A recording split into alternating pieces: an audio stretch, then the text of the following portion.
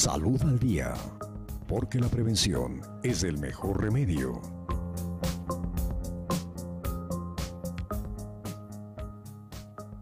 Saludos cordiales al norte del país. Somos los medios de comunicación de la Universidad Técnica del Norte, Radio Universitaria y Televisión Universitaria. Radio Universitaria retransmite nuestro programa en la 101.1.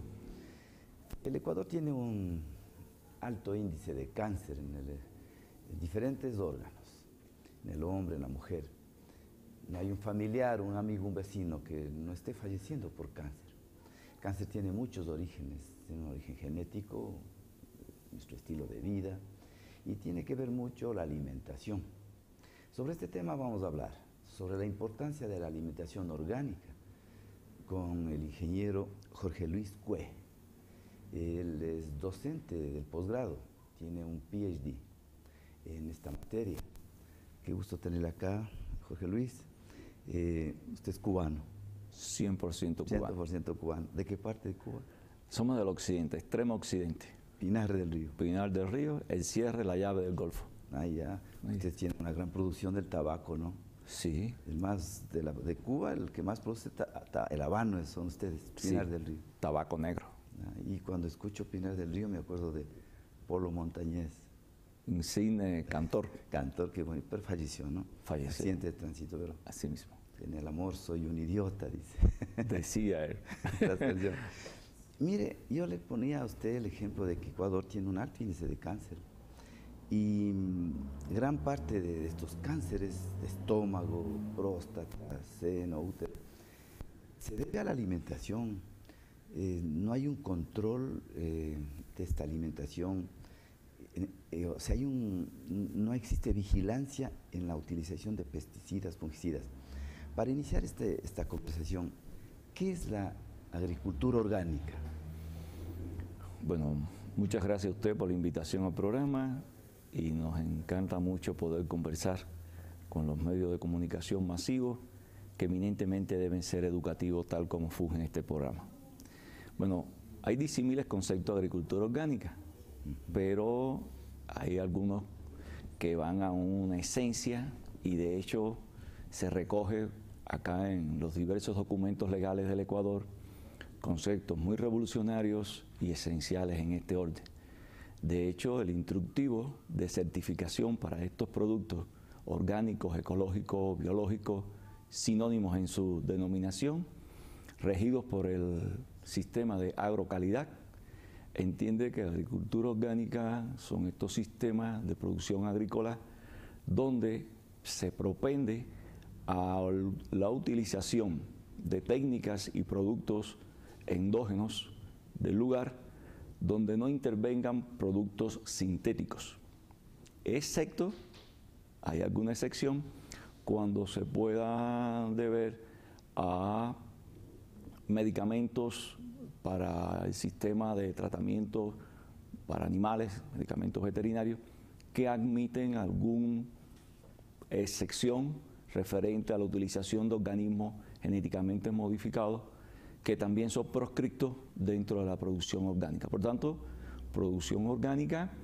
es aquella que hay una armonía con el sistema natural, el agroecosistema, y nos entrega productos más nobles, más inocuos, de mejor calidad para nuestra nutrición. Pero claro, esta alimentación orgánica que ya las personas en diferentes, aquí en nuestra provincia, cuando observa que la importancia que repercute alimentarse bien, busca productos orgánicos. Y claro, no es solo cuestión de decir, este es orgánico, este es no. Tiene que tener una certificación y una acreditación, que eso cuesta. Y un etiquetado que me diga, porque yo así en forma criolla no la puedo distinguir, un tomate que es con agricultura orgánica y otro que no. Entonces, tiene que estar certificado y un buen etiquetado. Sí, y yo creo que esas son dos fases que a nivel internacional existe un buen avance, sobre todo en los países del norte, los países llamados desarrollados. Y bueno, el Ecuador también tiene muy buenos lineamientos, muy buena legalidad, excelente instrumentación para todo lo que es la certificación. tanto en producción como en elaboración y comercialización. De hecho, existe un alto nivel de rigurosidad en las exigencias para aquellas entidades legales que tramiten la solicitud para convertirse en certificadoras. Hay muy buen sentido en el Ecuador en el ámbito legal y también hay exigencias para los productos que vienen del exterior a venderse acá como orgánicos. Tienen que tener los niveles, los estándares del Ecuador o superior. No se admite que sean menos. Por tanto, ahí el consumidor debe ser muy perspicaz en el hecho de, en la certificación, ver quién certifica y cómo se encuentra identificado, porque hay diferentes niveles para la certificación de los productos orgánicos. Si llamarse orgánico no quiere decir que todo lo que contenga el producto, sobre todo aquellos que son elaborados, procesados, sean 100% orgánicos la composición. No, tiene sus niveles y el etiquetado tiene que cumplir con esa condición, de decirle a usted como un consumidor qué contiene, muy importante, y qué nivel de orgánico. Si es un 95, si puede ser un 50, si puede ser por debajo de 50. Y entonces, tal como está ocurriendo hoy, con un indicador muy bueno sobre azúcar, sal y grasa, también existe, no con el sistema de alarma, semáforo que tienen estos tres componentes para la totalidad de los productos hoy exigidos en venta en los anaqueles, pero sí tiene los certificos y cuánto contiene de orgánico. Porque para certificarlo como orgánico, un simple ejemplo, por favor, es desde quién está suministrándole los insumos, los granos, es decir, el maíz o la cebada o el trigo. ¿Quién es el quien le provee eso al agricultor? ¿Cómo el agricultor los usa? ¿Cómo los almacena? Si puede tener niveles de contaminación, hasta cómo lo consume el ganado que después nosotros vamos a hacer uso de ellos en nuestra alimentación. Claro. O de dónde vienen los productos para la producción agrícola vegetal. Entonces, cómo ese proceso desde el input a la finca hasta el output a la finca, todo es un seguimiento continuo y muy riguroso. Entonces, de ahí es donde es el tema de la certificación y por eso que es costosa. Jorge Luis, usted, ya está claro lo que nos dice. Este programa es educativo y queremos que nuestros oyentes y televidentes cojan como costumbre. Va a comprar a la farmacia, va a comprar al supermercado sus alimentos, observe la etiqueta. Tiene fecha de elaboración, tiene fecha de vencimiento, tiene registro sanitario, tiene personal responsable bioquímico de ese producto. Si no lo tiene, no compre. De ley. Porque es un producto malo. De ley. No ha pasado. Vamos avanzando. Después de registro sanitario, fecha de elaboración y vencimiento, observe el semáforo. Si yo estoy hipertenso, dice producto alto en sal, no puedo consumir. No debe consumir. Si yo estoy con sobrepeso y dice producto alto en grasa, no debo consumir. Entonces, poco a poco, muy bien, ya estamos en registro sanitario, vamos al semáforo. Así tiene que ir al etiquetado de los qué alimentos tienen un componente alto orgánico y otros que no. Sí. Y si avanzamos un poquito más, si ese producto es transgénico o no. Sí, es así, debe ser así. Por eso los sellos, por eso el sello y por eso la composición. De hecho, ya le decía, en el tema de alimentos, para que sea orgánico es muy riguroso y no se acepta que tenga ningún elemento de productos que tengan que ver con organismos genéticamente modificados. En el Ecuador también hay una ley muy exigente y no hay producción de semillas transgénicas. Pero el hecho de que no haya producción de semillas transgénicas, a mi entender, que estoy contextualizándome al Ecuador, nosotros podemos estar consumiendo y de hecho consumimos productos orgánicos, productos que tienen organismos genéticamente modificados. Sí lo tenemos porque las importaciones que hacemos de los cereales, ¿de dónde pueden venir? ¿Cómo es la trazabilidad de ese producto? ¿Quién lo produce? ¿Vienen de orgánicos? ¿Vienen de genéticamente modificados? ¿Vienen de producción convencional? ¿Qué nivel tienen de elementos traza de sintéticos? No siempre viene con esa característica de señalización, etiquetado, diferenciación. No, compramos maíz, lo damos a nuestros animales de granja y comemos después nuestras carnes en el mercado. Entonces, ¿hasta dónde puede ser eso nocivo o no? Si los genéticamente modificados son nocivos o no, es un espacio de mucho debate en la ciencia y en el comercio, porque hay de las dos partes. Pero en el caso de los orgánicos, lo proscribe, no debe tener. Entonces, los organismos certificadores son muy exigentes. Si usted como productor no demuestra que el maíz que le está dando a su ganado es libre de transgénicos, no certificaría. No puede certificar.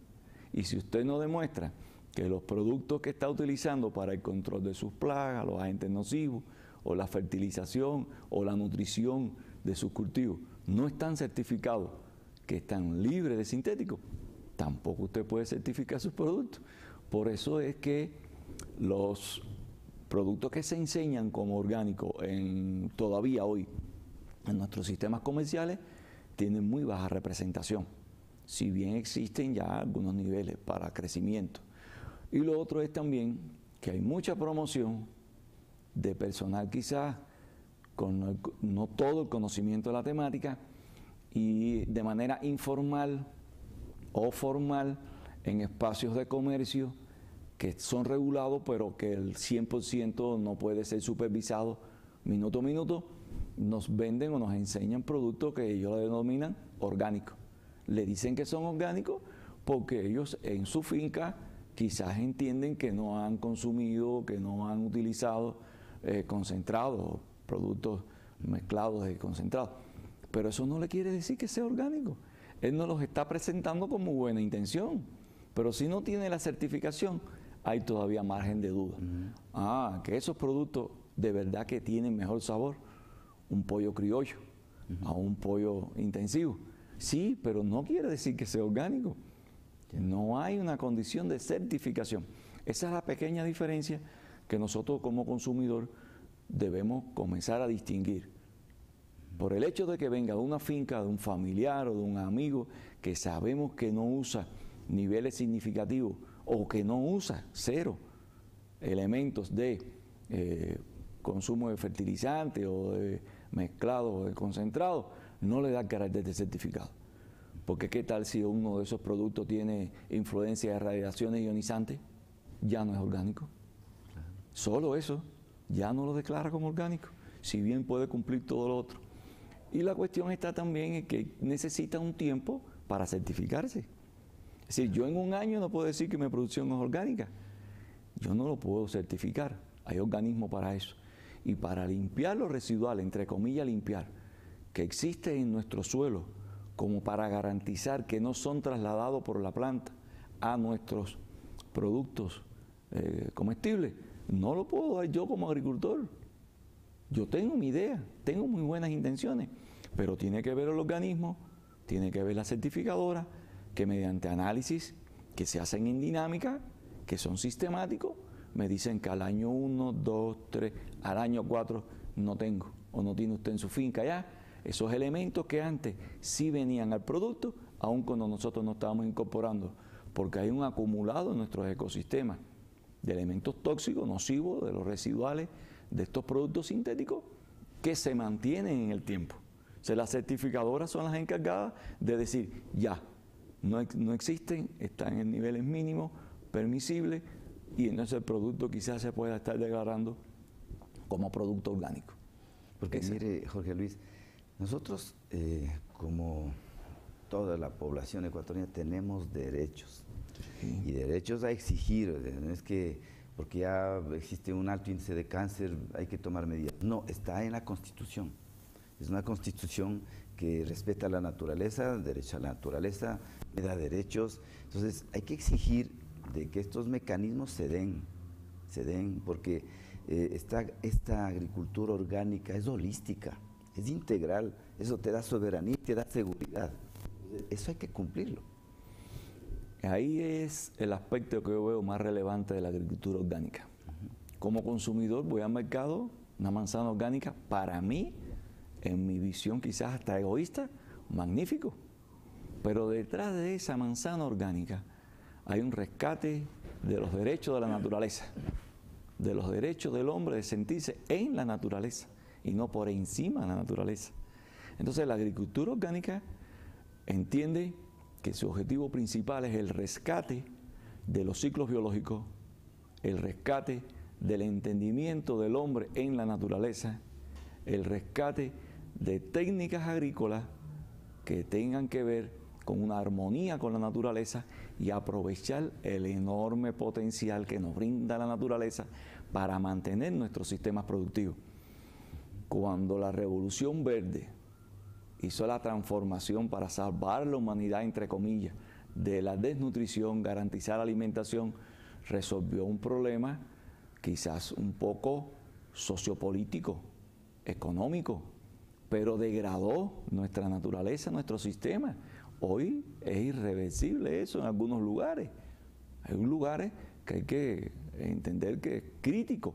Entonces, en el Ecuador, para bien, la Constitución declara explícitamente los derechos de la naturaleza. Qué bien que la agricultura orgánica propenda a esa recuperación. Y lo más importante es que la manzana que yo estoy consumiendo me está diciendo que orgánicamente está certificada y que el productor que está detrás de ella tiene una finca para mucho tiempo, para largo tiempo en la vida, no solo para él, para sus hijos y demás descendencia, no solo para él y sus hijos y demás descendencia, sino para todos los seres vivos que habitan en ese agroecosistema, porque nuestro suelo es un organismo vivo. El suelo no es esa parte física que nosotros tocamos. Lo más relevante del suelo es su vida. Y la agricultura convencional nos hizo pensar que era su química. No es así. La vida. O sea, muchos de nuestros pueblos originarios entendían la naturaleza en esa armonía con la vida. Y mejor que la actual. Porque es así. La naturaleza es vida. O sea, la agricultura orgánica es eminentemente recuperar la vida en la armonía de los ciclos y de esa interacción en el agroecosistema. Para ello, buscar todas las técnicas posibles y armónicas. Jorge Luis, vamos a hacer una pausa porque tenemos un mensaje que nos llega. Mira, doctor, buenos días. ¿De qué elementos debe estar compuesto un buen abono orgánico y cómo hacerlo? Gracias. Buena pregunta. Bueno, los abonos orgánicos son genéricos. En nuestra finca hay muchos desechos orgánicos. Desde que se produce en nuestra cocina, esos residuales de la pelada que le hacemos a la fruta, de lo que queda de los residuales, del tratamiento que le hacemos cuando estamos limpiando los vegetales, todo eso, los residuos de cosecha, nuestra papelería, bueno, que no esté intentada, si está intentada hay que darle un tratamiento un poquito más. Todo eso puede converger en un lugar y depositarlo como para que en el tiempo nuestros queridos amigos no visibles, que es la microbiología, hagan su trabajo y degraden todo ese potencial orgánico que hay ahí y nos lo entreguen a manera de compostaje. Bueno, eso es a manera muy sencilla, pero si usted puede tomar esos residuales, el estiércol del ganado, ya sea equino, vacuno, avícola, los mezcla, le da un tratamiento sencillo en niveles de humedad adecuada y se decida producir humus de lombriz, entonces es una fase superior, porque esas lombrices son fábricas de biología, son fábricas de vida, son fábricas de futuro para el país. Entonces, un poco de instrucción de esto se encuentra muy libre en la internet y de hecho en nuestro INIAP, es decir, el Instituto de Investigaciones Agrícolas del Ecuador, hay enormes alternativas, enorme cantidad de información de cómo producir estos abonos orgánicos. Y si no, por favor, acercarnos a MAGAT, acercarnos a los organismos que nos pueden capacitar y de ahí hacer una asociación en los predios agrícolas y que varios de los productores recibamos capacitación, podemos aunar esfuerzos, y como si mi finca no produce mucho y la de usted no produce mucho y la de otro colega no produce mucho, si nos aunamos podemos hacer un pool de residuos orgánicos que sí pueden ya transformarse de una manera más factible. Y de aquí entonces después nos beneficiamos todos y hacemos prioridades. En esto tiene que intervenir mucho la comunidad. Un solo productor puede tener niveles de desechos orgánicos como para autoabastecerse. No siempre es así. Hay veces que necesita de input. Entonces, para comprar existen alternativas de compra de abonos orgánicos. Aquí en el Ecuador hay muy buenos productores. Y si no, voy haciendo esa transformación muy primaria, pero que si nos asociamos, que si nos capacitamos, que si crecemos como productores, entonces qué bien que podemos estar entregando a nuestro suelo, porque es el suelo el ente vital para hacer la recepción de ese abono, para recibir esa nutrición que después lo llevamos a la planta. Aunque hay alternativas para nutrir la planta directamente, ¿no? Pero lo que debemos propender es a que ese suelo sea mejor, que sea más rico, que sea más equilibrado. Entonces está claro, y la pregunta, que en forma casera podemos seleccionar los desechos, ¿no es cierto? Hay que seleccionar el plástico, pues aparte. No. Eso para nada, ¿no es cierto? Y el papelito que no sea con tinta. Preferentemente. Preferentemente. Las cascaritas, y si requiere usted asesoría, pues ya le ha indicado el ingeniero, en INIAF, en MAGAF, le puede indicar a usted cómo hacer, y que ese trabajo comunitario, bueno, ustedes tienen mucha experiencia en eso, unirse, hay que superar esos problemas personales en comunidad y beneficiarse mutuamente, ¿no es cierto? Otra pregunta, doctor, buenos días. ¿Qué hortalizas, granos son indispensables en el huerto familiar? Mire, hortalizas y granos indispensables es según la localidad. Si usted está en sierra, hay unas hortalizas y granos. Si usted está en costa, hay otras hortalizas y granos. Si está en el oriente. Esencialmente, la intención sería tener producción de hojas verdes, es decir, para la parte de licitina, producción de que tenga que ver con coloraciones rojas o naranjadas. Usted bien sabe que ahí está la remolacha, ahí está la zanahoria, ahí puede estar el rabanito, que si bien no tiene una coloración interna roja, muy buen propende a la alimentación y el balance. Y entonces, en esa composición para las hortalizas, usted puede estar haciendo un buen balance alimenticio. En cuanto a granos, deben sentirse muy orgullosos de tener una enorme diversidad de granos. Hay localidades que no disfrutan de la bondad de los 4 pisos climáticos del Ecuador y que nuestros mercados tengan ahí desde arveja hasta frijol en una gama enorme, pasando por los niveles proteicos de esas leguminosas y pasando por los hidratos de carbono de todos los granos, de todos nuestros choclos, mote, arroz. Es muy rico el Ecuador en potencialidades para alimentación. Entonces, si tenemos un pequeño espacio, por favor, buscar alternativas de producción intensiva que son muy nobles, que con cuestiones hasta de los propios desechos nuestros, de ese plástico que usted hablaba, lo puede utilizar después como contenedor y hacer producciones verticales, y ahí va a tener hoja verde, va a tener coloraciones rojas y anaranjadas, y bueno, en el caso de los granos, muy bueno que aquí se consume el frijol en todos sus estadios prácticamente, desde que está comenzando a entregar el grano, el frijol que todavía no ha secado, hasta el frijol seco. Eso es una diversidad muy rica. Y la vainita, que por favor, fibras y proteínas. ¿Qué combinación más ideal para tener una buena alimentación? Por tanto, es la localidad y es la selección de sus gustos, de sus preferencias, de la potencialidad que tenga para semilla y de las condiciones climáticas que usted tenga para la producción de esas hortalizas y esos granos. Pero sí existe mucha diversidad. Y bueno, podemos tenerla en el patio, podemos tenerla ahí al alcance. Tomates muy nobles también, para tener producciones en nuestros patios, y siempre la decisión de los gustos personales vale también. Empezamos nos queda muchísimo que conversar, porque hay que educar así a la población en general, consumidor, y también a los agricultores, porque ahí está la cuestión del dinero y la producción y los abonos. Quiero más dinero, más abonos. Eso ha sido el ingeniero Jorge Luis Cue es docente de posgrado, tiene un PhD, y justamente nos ha indicado la importancia de la agricultura orgánica integral, que busca la soberanía y busca la seguridad. Yo quiero comprometerle públicamente para conversar en otro programa y continuar con este tipo de aprendizajes. En nuestro programa educativo.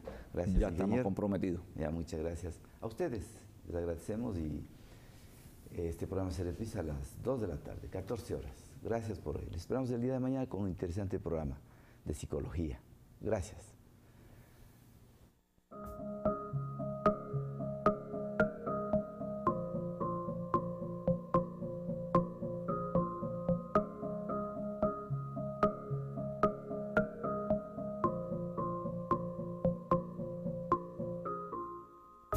Salud al día, porque la prevención es el mejor remedio.